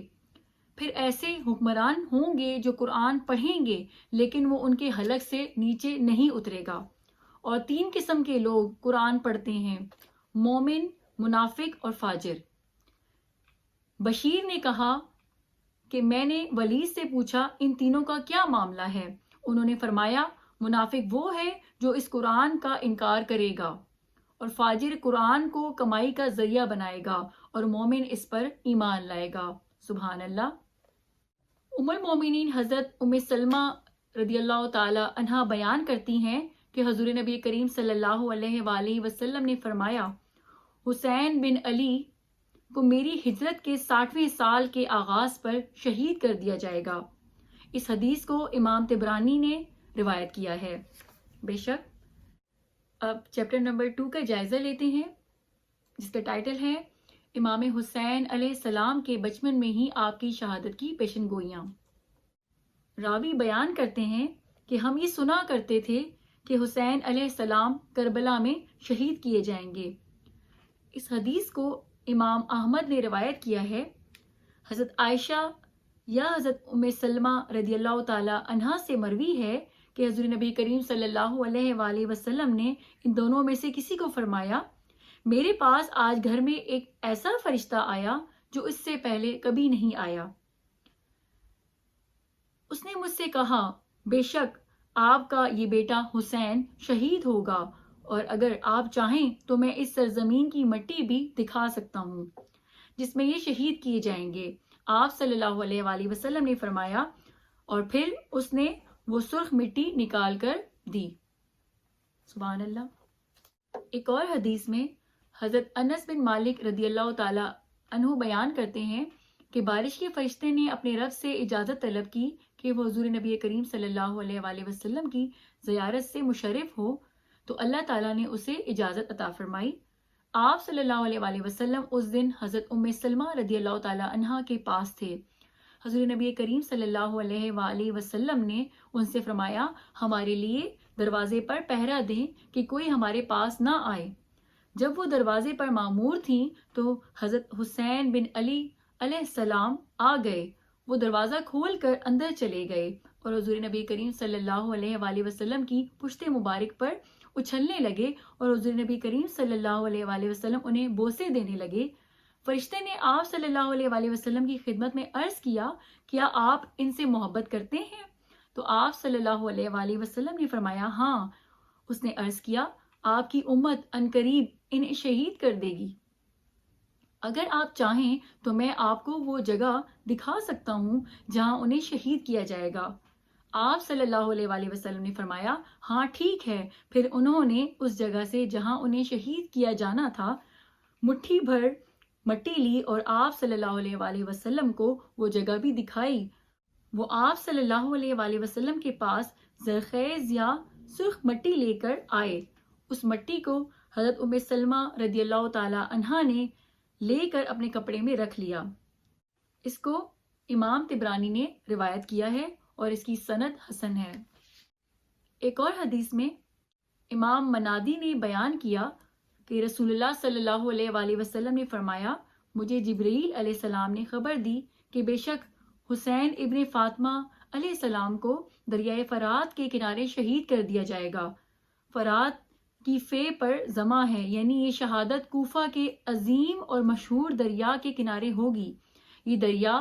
روم کی آخری حدوں سے نکلتا ہے اور شام کے اطراف سے ہوتا ہوا طف کی زمین میں سے گزرتا ہے، اور یہ زمین کربلا کے علاقوں میں سے ہے۔ پس اس خبر اور طبرانی کی بیان کردہ خبر جس میں انہوں نے طف کی سرزمین اور کربلا کے بارے میں بتایا ہے میں کوئی تعارض نہیں ہے، اور یہ نبوت کی علامات اور معجزات میں سے ہے۔ اس حوالے سے ایک اور حدیث میں آپ کے سامنے پیش کرنے لگی ہوں۔ حضرت ام سلمہ رضی اللہ تعالی عنہا سے روایت کرتے ہیں کہ انہوں نے فرمایا کہ امام حسن اور امام حسین علیہ السلام میرے گھر میں حضور نبی کریم صلی اللہ علیہ وآلہ وسلم کے سامنے کھیل رہے تھے کہ جبریل علیہ السلام نازل ہوئے اور کہا، یا محمد، آپ کے بعد آپ کی امت آپ کے اس بیٹے کو شہید کر دے گی۔ اور انہوں نے اپنے ہاتھ سے امام حسین علیہ السلام کی طرف اشارہ کیا تو رسول اللہ صلی اللہ علیہ وآلہ وسلم آبدیدہ ہو گئے اور انہیں اپنے سینہ مبارک کے ساتھ چپکا لیا۔ پھر فرمایا، اے ام سلمہ، شہادت گاہ حسین کی یہ مٹی تمہارے پاس امانت ہے۔ رسول اللہ صلی اللہ علیہ وآلہ وسلم نے اسے سونگ کر فرمایا، کرب و بلا میں میرے اہل بیت پر ظلم ڈھانے والوں کا ناس ہو۔ ام سلمہ رضی اللہ تعالیٰ عنہ فرماتی ہیں کہ حضور نبی کریم صلی اللہ علیہ وآلہ وسلم نے فرمایا، اے ام سلمہ، جب یہ مٹی خون میں تبدیل ہو جائے تو جان لینا کہ میرا بیٹا شہید کر دیا گیا ہے۔ راوی بیان کرتے ہیں کہ پھر حضرت ام سلمہ رضی اللہ تعالیٰ عنہا نے اس مٹی کو بوتل میں ڈال دیا اور ہر روز اسے دیکھا کرتی اور فرماتی، اے مٹی، جس دن تو خون میں تبدیل ہوگی وہ بڑا بھاری دن ہوگا۔ بے شک چیپٹر نمبر 2 کی ایک اور حدیث جس میں سیدنا امام حسین علیہ السلام کی شہادت کے حوالے سے بیان کیا گیا ہے۔ ایک روایت میں حضور نبی کریم صلی اللہ علیہ وآلہ وسلم کی زوجہ مطہرہ حضرت ام سلمہ رضی اللہ تعالی عنہا بیان کرتی ہیں کہ رسول اللہ صلی اللہ علیہ وآلہ وسلم میرے گھر میں داخل ہوئے اور فرمایا، میرے پاس کوئی نہ آئے۔ آپ فرماتی ہیں کہ میں نے اچانک آپ صلی اللہ علیہ وآلہ وسلم کی آواز سنی تو میں آپ صلی اللہ علیہ وآلہ وسلم کے پاس گئی، دیکھا تو آپ صلی اللہ علیہ وآلہ وسلم کے پاس حسین بن علی علیہ السلام تھے۔ آپ صلی اللہ علیہ وآلہ وسلم غمزدہ یا آبدیدہ تھے۔ میں نے عرض کیا اسے کون شہید کرے گا؟ تو آپ صلی اللہ علیہ وآلہ وسلم نے مٹی جو جبریل امین نے آپ صلی اللہ علیہ وآلہ وسلم کو دی تھی اٹھائی اور فرمایا اس مٹی والے اسے قتل کریں گے۔ ناظرین، اگر چیپٹر نمبر 3 کا مختصر جائزہ لیں تو اس میں امام حسین کی کربلا کی طرف روانگی کے بارے میں بتایا گیا ہے۔ اس حوالے سے علامہ ابن الجوزی نے کہا ہے کہ بے شک امام حسین علیہ السلام اہل کوفہ کی طرف روانہ ہوئے کیونکہ آپ نے دیکھا کہ شریعت کو ٹھکرایا جا رہا ہے، اس لیے اپنے جد امجد کی لائی ہوئی شریعت کی بنیادیں اٹھانے میں سنجیدگی کا مظاہرہ کیا۔ جب وہ لوگ آپ کے پاس حاضر ہوئے اور آپ کا محاصرہ کر لیا تو آپ نے فرمایا مجھے واپس جانے دو۔ انہوں نے کہا نہیں، بلکہ آپ ابن زیاد کے حکم کی اطاعت کریں۔ اس پر آپ نے ذلت کی زندگی پر شہید ہو جانے کو ترجیح دی، اور غیرت مند نفوس ایسا ہی کرتے ہیں بے شک۔ تو یہ تھا ناظرین چیپٹر 3 کا مختصر جائزہ۔ چیپٹر نمبر 4 جس کا ٹائٹل ہے امام حسین علیہ السلام کی شہادت کا سانحہ۔ اس حوالے سے حضرت سلمہ بیان کرتی ہیں کہ میں حضرت ام سلمہ رضی اللہ تعالی عنہا کی خدمت میں حاضر ہوئی تو وہ رو رہی تھیں۔ میں نے عرض کیا آپ کس وجہ سے رو رہی ہیں؟ انہوں نے فرمایا میں نے رسول اللہ صلی اللہ علیہ وآلہ وسلم کو دیکھا ہے، یعنی خواب میں، اور آپ صلی اللہ علیہ وآلہ وسلم کے سر انور اور ریش مبارک پر مٹی پڑی ہے۔ میں نے عرض کیا یا رسول اللہ صلی اللہ علیہ وآلہ وسلم آپ کو کیا ہوا ہے؟ آپ صلی اللہ علیہ وآلہ وسلم نے فرمایا میں ابھی حسین کی شہادت دیکھ کر آیا ہوں۔ واقعہ کربلا کے بعد قاتلان حسین کا انجام کیا ہوا اور ان پر عذاب الہی کا ظہور کیسے ہوا، اب ہم اس کے بارے میں اسٹڈی کرتے ہیں احادیث کی روشنی میں۔ امام زہری روایت کرتے ہیں کہ جب حضرت حسین بن علی علیہ السلام کو شہید کیا گیا تو بیت المقدس میں جو بھی پتھر اٹھایا جاتا اس کے نیچے تازہ خون پایا جاتا۔ امام ابن شہاب سے مروی ہے کہ جس دن حضرت حسین بن علی علیہ السلام کو شہید کیا گیا تو شام میں جو بھی پتھر اٹھایا جاتا اس کے نیچے خون ہوتا۔ اللہ تعالیٰ آپ سے راضی ہوا۔ اسے امام طبرانی نے روایت کیا ہے۔ ایک اور حدیث میں بیان کیا گیا ہے کہ جب امام حسین علیہ السلام کو شہید کیا گیا تو ان کے لشکر سے اونٹوں کو لوٹا گیا، اور جب ان اونٹوں کو ذبح کر کے پکایا گیا تو وہ خون میں بدل گئے، سو انہوں نے ہانڈیوں کو الٹ دیا۔ ابو قبیل سے مروی ہے کہ جب حضرت حسین بن علی علیہ السلام کو شہید کیا گیا تو سورج کو اس قدر گرہن لگا کہ دوپہر کے وقت تارے ظاہر ہو گئے، یہاں تک کہ ہم نے گمان کیا کہ رات ہو گئی ہے۔ اسے بھی امام طبرانی نے روایت کیا ہے۔ ایک اور حدیث میں کلبی بیان کرتے ہیں کہ ایک شخص نے حضرت امام حسین علیہ السلام کو جب کہ وہ پانی پی رہے تھے کوئی چیز ماری جس سے آپ علیہ السلام کا جبڑہ مبارک زخمی ہو گیا، تو آپ علیہ السلام نے فرمایا اللہ تعالیٰ تجھے کبھی سیراب نہ کرے۔ راوی بیان کرتے ہیں کہ پھر اس نے اتنا پانی پیا کہ پی کر اس کا معدہ پھٹ گیا جس سے وہ مر گیا، مگر اس کی پیاس ختم نہ ہوئی۔ بے شک قاتلان حسین کا کیا انجام ہوا اور ان پر اللہ کا عذاب کیسے نازل ہوا، اس حوالے سے ایک اور حدیث بیان کرتی ہوں۔ عطا بن مسلم بیان کرتے ہیں کہ میں کپڑا بیچنے کے لیے کربلا آیا تو قبیلہ تئی کے ایک شیخ نے ہمارے لیے کھانا تیار کیا، اس کے ہاں ہم نے رات کا کھانا کھایا، پھر ہم نے امام حسین علیہ السلام کی شہادت کا ذکر کیا۔ میں نے کہا کہ امام حسین علیہ السلام کی شہادت میں جو بھی شریک ہوا وہ بڑی بری موت مرا ہے۔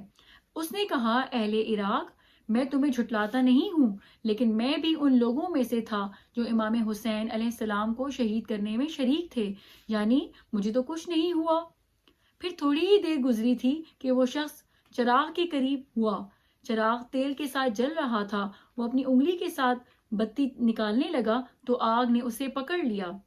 وہ اسے اپنے تھوک کے ساتھ بجھانے لگا تو آگ نے اس کی داڑھی کو بھی پکڑ لیا، پھر اس نے آگ بجھانے کے لیے خود کو پانی میں گرا دیا، تو میں نے اسے دیکھا کہ وہ کوئلہ کی طرح ہو چکا تھا۔ اسے امام عساکر اور مزی نے بیان کیا ہے، اور امام ذہبی، عسقلانی اور ابن حجر حیثمی المکی نے بھی اس کی تائید کی ہے۔ ناظرین، اگر احادیث مبارکہ کی روشنی میں شہادت امام حسین علیہ السلام پر مبنی اس تالیف کا جائزہ لیں تو یہ مستند روایت کی روشنی میں ایک عظیم معلوماتی سرمایہ ہے۔ یہ محبان اہل بیت کے ذوق کے شایان شان اپنی نوعیت کی منفرد تالیف ہے۔ اللہ تعالیٰ سے یہ دعا ہے کہ وہ اس سعادت کو قبول فرمائے، آمین۔ اور ظلم پر خاموش رہنے والے کوفی طرز عمل کو ترک کرتے ہوئے حق کی خاطر اپنا سب کچھ لٹا دینے کا حسینی جذبہ عطا فرمائے۔ اگر خوش قسمتی سے ہمیں یہ جذبہ نصیب ہو گیا تو اس قوم کا ہر حسینی بن کر یزیدی نظام سے ٹکرا کر اسے پاش پاش کر دے گا۔ یاد رہے کہ اسی طرز عمل سے عالمگیر مستوی انقلاب کا سویرا طلوع ہوگا۔ اللہ تعالیٰ ہمیں دین اسلام کی خاطر اپنا سب کچھ لٹا دینے کا عزم و استقلال اور ولولہ عطا فرمائے، آمین ثم آمین۔ تو ناظرین، اس کے ساتھ ہی اجازت دیجیے، اللہ نے کہبان۔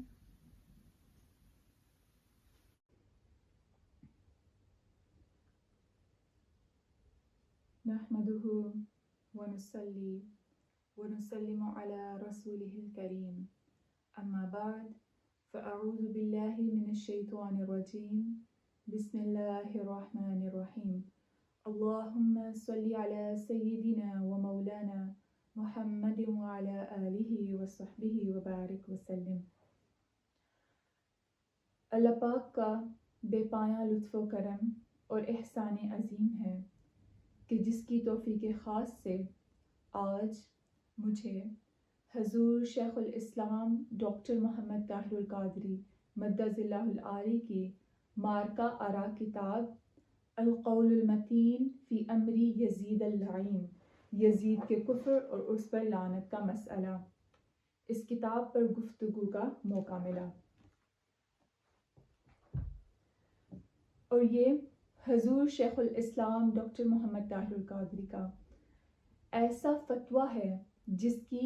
آج کے دور میں اشد ضرورت تھی۔ آپ نے آج کے پرفتن دور میں قرآن و حدیث اور صحابہ اور صالحین کے اقوال کے ذریعے یہ ثابت کر دیا کہ یزید لعین ہے اور کافر ہے، اور اسی نے ہی شہادت امام حسین علیہ السلام کا براہ راست حکم دیا تھا اور حقیقت کو امت مسلمہ کے سامنے آشکار کر دیا۔ سب سے پہلے ہم دیکھتے ہیں کہ وہ کیا اسباب تھے، وہ کیا وجوہات تھیں جن کی بنا پر حضور شیخ الاسلام نے اس کتاب کو ترتیب دیا، اور اس کے بعد اس کتاب کے اندر بیان کردہ مضامین پر نظر ڈالیں گے۔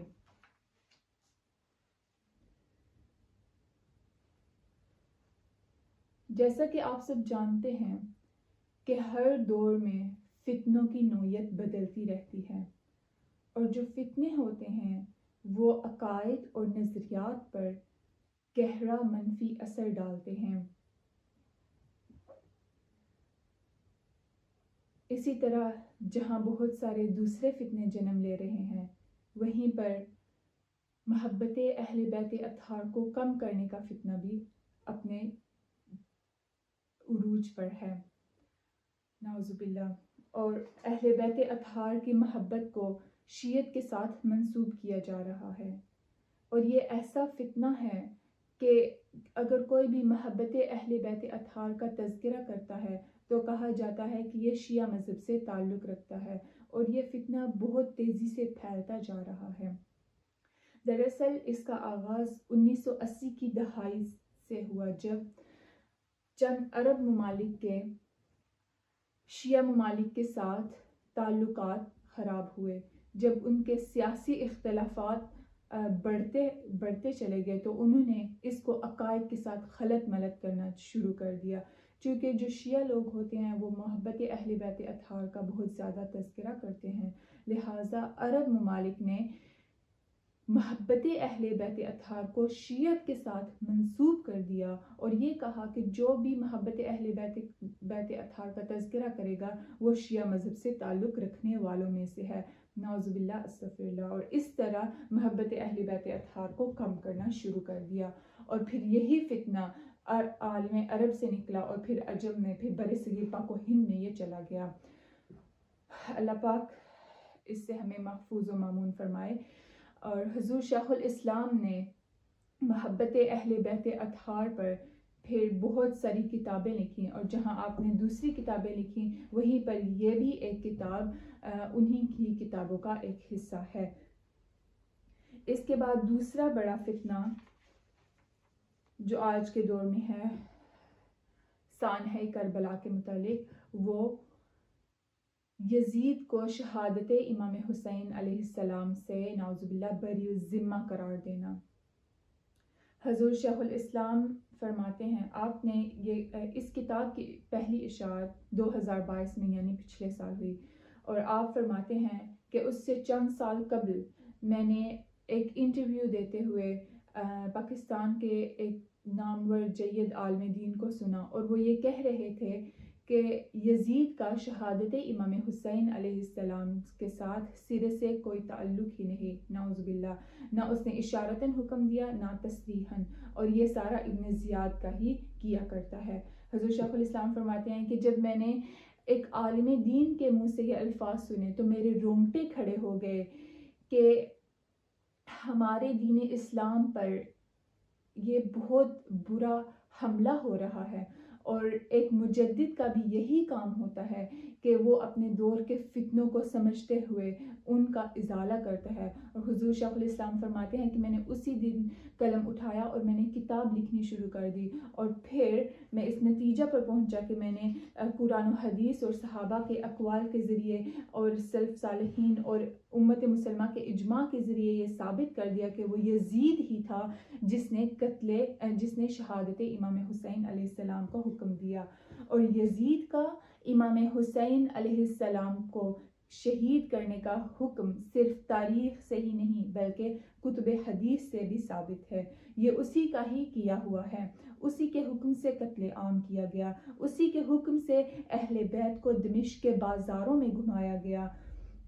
یزید کے حکم سے ہی خانوادہ مصطفیٰ صلی اللہ علیہ وآلہ وسلم کو اس کے دربار میں پہنچایا گیا، اور امام حسین علیہ السلام کے لب اقدس پر چھڑیاں بھی نعوذ باللہ یزید نہیں ماری، اور اسی نے فتح و کامیابی کے شادیانے بجائے، اسی نے لغویات بکیں، اور اسی نے ہی ابن زیاد کو خط لکھا جس میں اس نے کوڈ ورڈز میں کہا کہ امام حسین علیہ السلام کو قتل کر دو، حتیٰ کہ ابن زیاد نے خود اس بات کا اقرار کیا کہ مجھے یزید کی طرف سے 2 آپشنز دی گئی تھیں، یا تو تم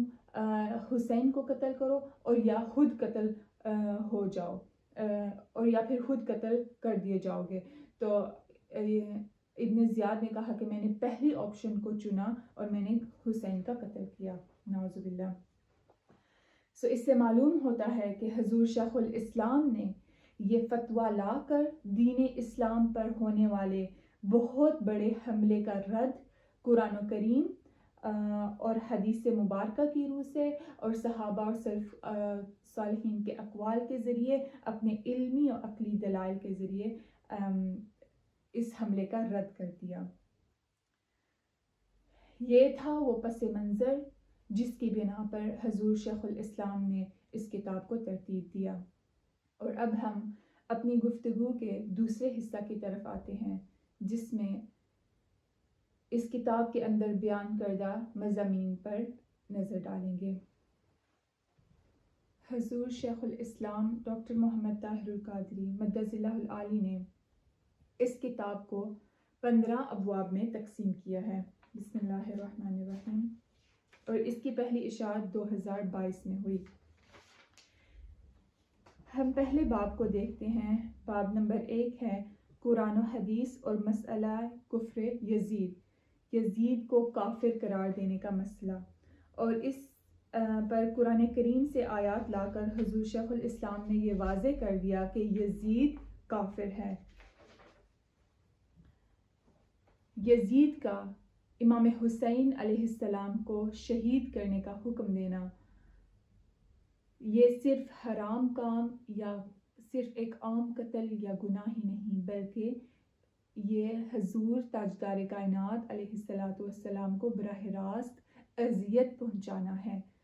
اور جو کوئی حضور تاجدار کائنات علیہ السلام کو اذیت پہنچاتا ہے وہ اللہ کو اذیت پہنچاتا ہے، اور اللہ نے فرمایا کہ جو کوئی مجھے اذیت پہنچاتا ہے اور میرے حبیب کو اذیت پہنچاتا ہے وہ کافر ہے۔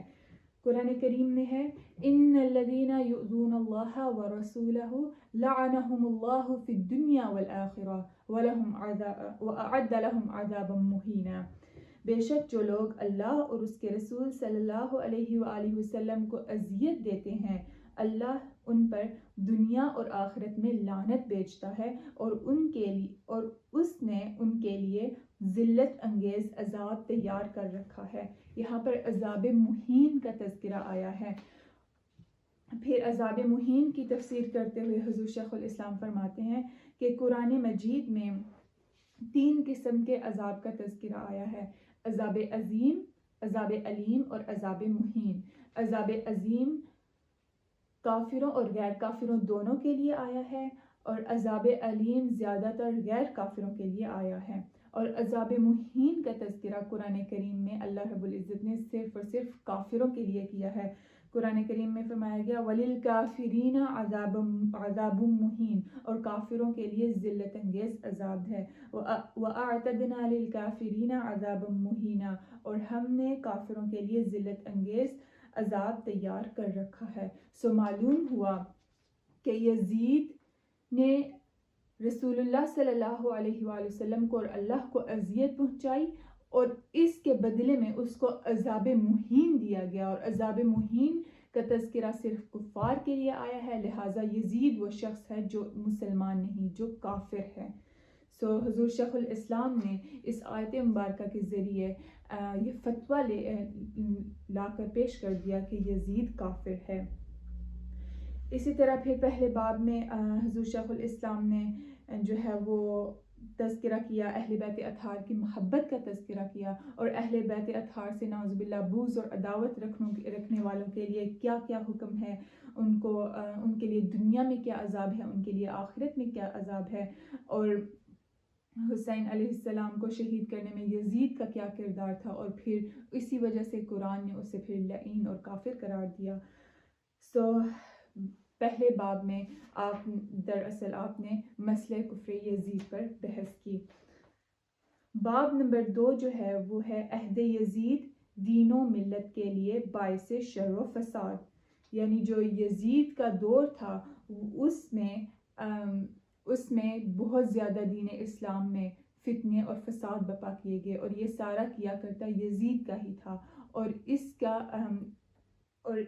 حضور تاجدار کائنات علیہ السلام کی خود حدیث مبارکہ ہیں اس پر کہ یزید وہ شخص ہوگا جو میری امت میں فساد برپا کرے گا۔ رسول اللہ صلی اللہ علیہ وسلم نے فرمایا، حضرت ابو عبیدہ رضی اللہ تعالیٰ عنہ بیان کرتے ہیں،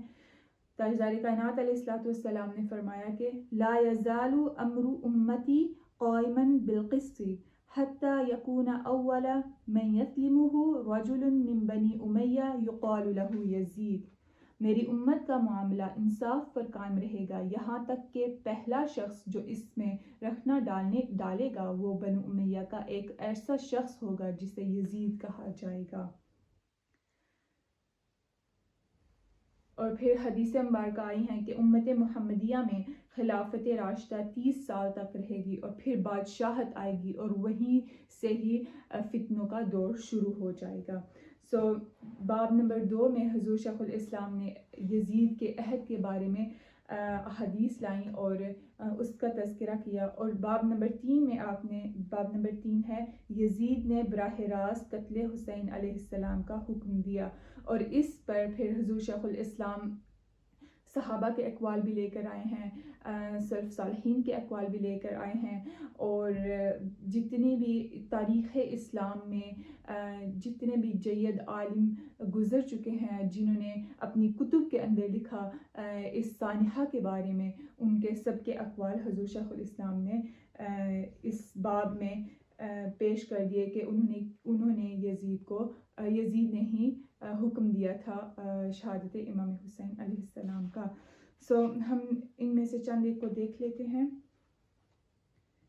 ابن زیاد کا کھلا اعتراف کہ اس نے یزید کے براہ راست حکم پر امام حسین علیہ السلام کو قتل کیا. ابن اسیر نے الکامل فی التاریخ میں لکھا ہے کہ ابن زیاد نے مسافر بن شریح کے سامنے برملا یہ اعتراف کیا تھا: اما قتلی الحسین فإنه أشار إلي يزيد بقتله أو قتلی فاخترت قتله. جہاں تک حسین علیہ السلام کو قتل کرنے کی بات ہے تو امر واقع یہ ہے کہ یزید نے مجھے تنبیہ کی کہ میں انہیں قتل کر دوں ورنہ مجھے قتل کر دیا جائے گا، لہٰذا میں نے حسین علیہ السلام کو قتل کرنے کا فیصلہ اختیار کر لیا. حضور شیخ الاسلام یہ اس کا لے کر آئے ہیں کہ اس نے خود اس بات کا اعتراف کیا کہ یزید نے مجھے حکم دیا تھا. اور پھر یزید کے بیٹے نے جو اعتراف کیا اس نے بھی کہا. ابن حجر الہیتمی المکی اور دیگر ائمہ جو ہیں وہ روایت کرتے ہیں کہ یزید کے بیٹے معاویہ کا قول ہے، اس نے کہا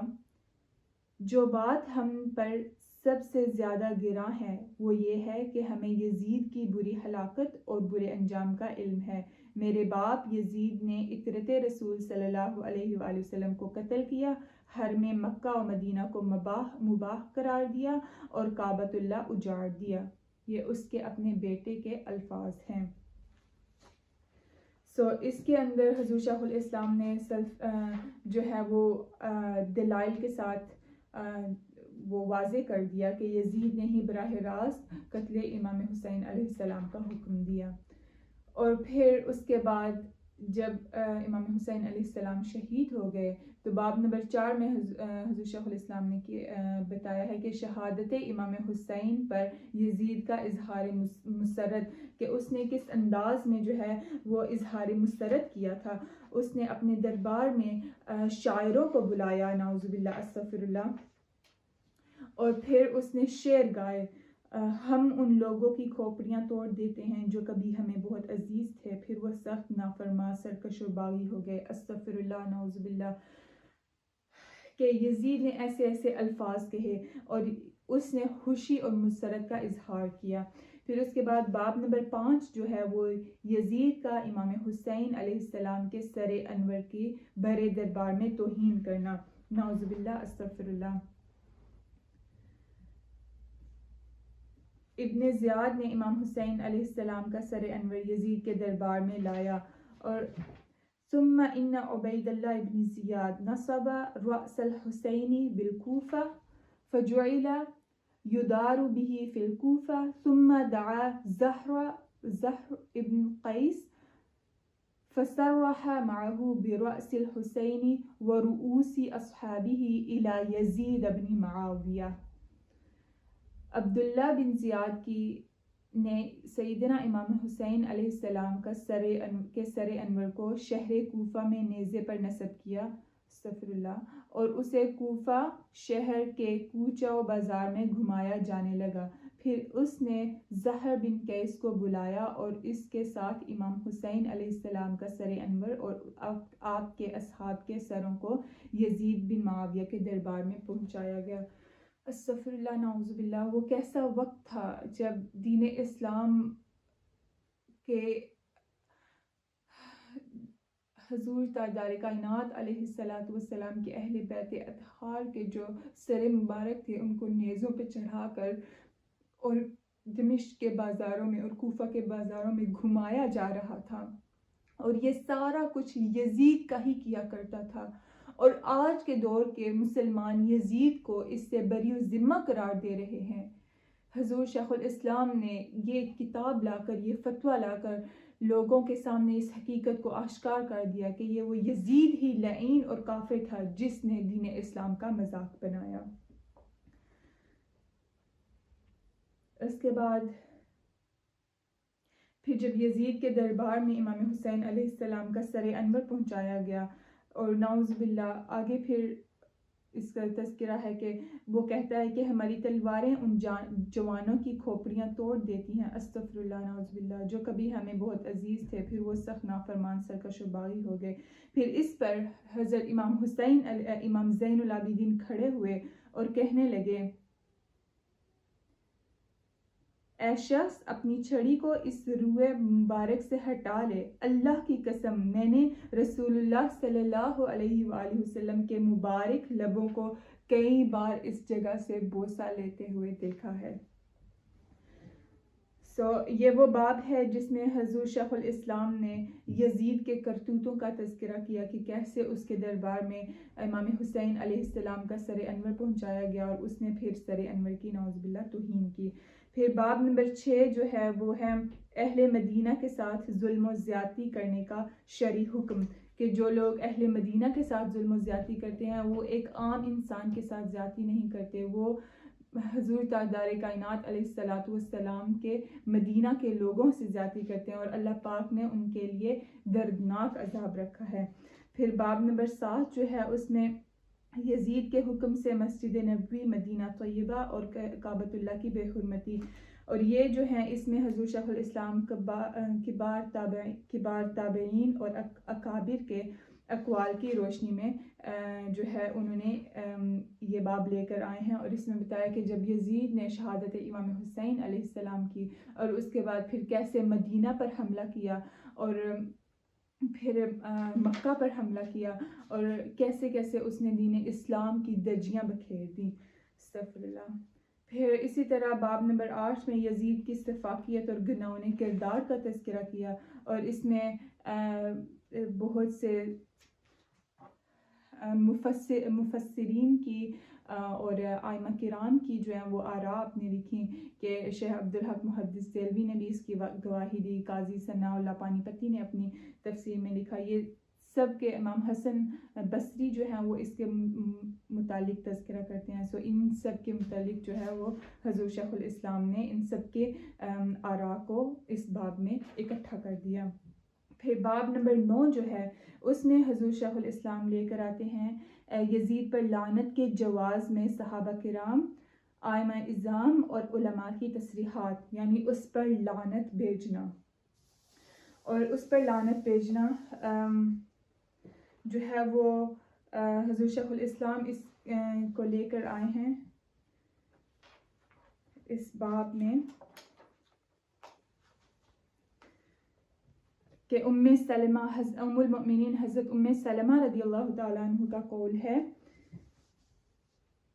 قتلوہ قتلہم اللہ وروہ وغلوہ لعنہم اللہ، انہوں نے یعنی یزید اور اس کے حواریوں نے امام حسین علیہ السلام کو شہید کر دیا، اللہ تعالیٰ انہیں ہلاک کرے، انہوں نے آپ کو دھوکہ دیا اور آپ کی بے توقیری کی، اللہ ان پر لعنت کرے۔ یہ حضرت ام المؤمنین حضرت ام سلمہ رضی اللہ تعالیٰ عنہ کا قول ہے، اور اس کو امام احمد بن حنبل نے اپنی مسند میں پیش کیا ہے، اور یہ پہلا شرعی فتویٰ یزید پر لعنت بھیجنے کا امام احمد بن حنبل نے اپنی مسند میں پیش کیا۔ پھر ایک اور صحابی ہیں حضرت عبداللہ بن زبیر رضی اللہ تعالیٰ عنہ، آپ کا قول ہے کہ رہے عبداللہ بن زبیر تو وہ مکہ میں محصور ہو کر رہ گئے تھے، انہوں نے کعبۃ اللہ میں پناہ لے رکھی تھی، انہوں نے لوگوں کو یزیدی حکومت کے خلاف صلاح مشورہ کے لیے بلایا، اس مجلس مشاورت میں یزید پر لعن طعن کیا، یعنی یہ صحابی رسول ہیں حضرت عبداللہ بن زبیر، انہوں نے یزید پر لعن طعن کیا اور اسے فاسق اور متکبر کا نام دیا، اور اس کو امام مقدسی اپنی کتاب البدء والتاریخ میں لکھتے ہیں۔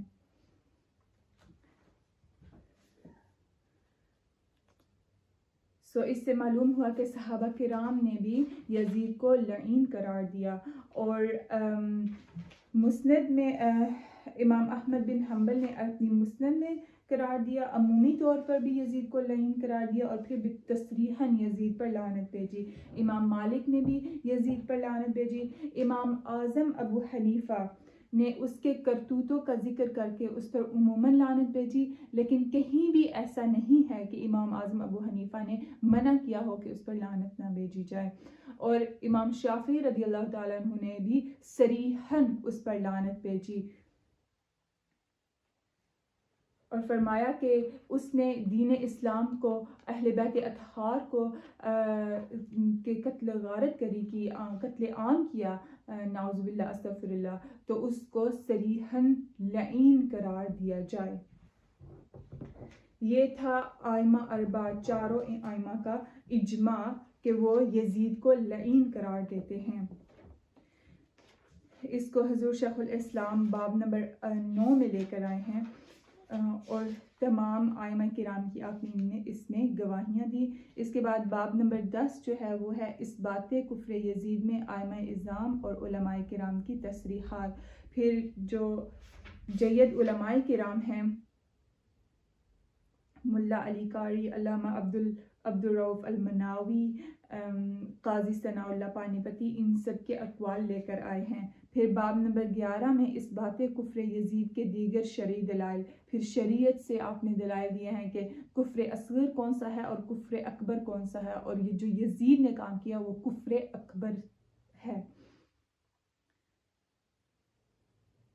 پھر باب نمبر 12 میں حدیث قسطنطنیہ اور ازالہ اشکال،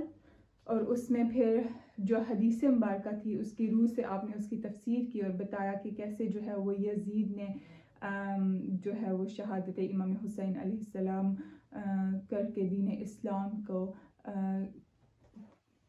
کی دھجیاں بکھیر دیں۔ پھر باب نمبر 13 جو ہے اس میں شہادت امام حسین علیہ السلام دراصل تکمیل شہادت مصطفیٰ صلی اللہ علیہ وآلہ وسلم ہے، اور قاتل حسین در حقیقت قاتل جان مصطفیٰ صلی اللہ علیہ وآلہ وسلم ہے۔ سو باب نمبر 13 میں حضور شیخ الاسلام یہ ایک باب لے کر آئے ہیں، اور اس میں آپ فرماتے ہیں کہ جو خیبر کے مقام پر حضور تاجدار کائنات علیہ السلام کو جب زہر دیا گیا تھا اور آپ علیہ السلام پر اس وقت موت کا حکم نہیں آیا تھا، لیکن آپ علیہ السلام نے اس زہر کا اثر اپنے وجود پر محسوس کیا تھا، وہ جو شہادت تھی اس کا آغاز، شہادت سری کا آغاز ہو چکا تھا، اور اس کا اختتام حضرت امام حسن علیہ السلام کو جب زہر دیا گیا اور آپ کی شہادت اس کا اختتام تھا۔ اسی طرح جب حضور تاجدار کائنات علیہ السلام پر نعوذ باللہ استغفر اللہ پتھر برسائے گئے احد کے مقام پر، اور اس وقت یہ افواہ پھیل گئی کہ حضور تاجدار کائنات علیہ السلام پردہ فرما گئے ہیں، شہید ہو گئے ہیں، اس وقت آپ علیہ السلام پر شہادت کی افواہ پھیل گئی اور شہادت جہری کا آغاز ہوا، اور آغاز اس وقت ہوا، اور پھر امام حسین علیہ السلام کی شہادت وہ شہادت جہری کا اختتام تھا۔ لہٰذا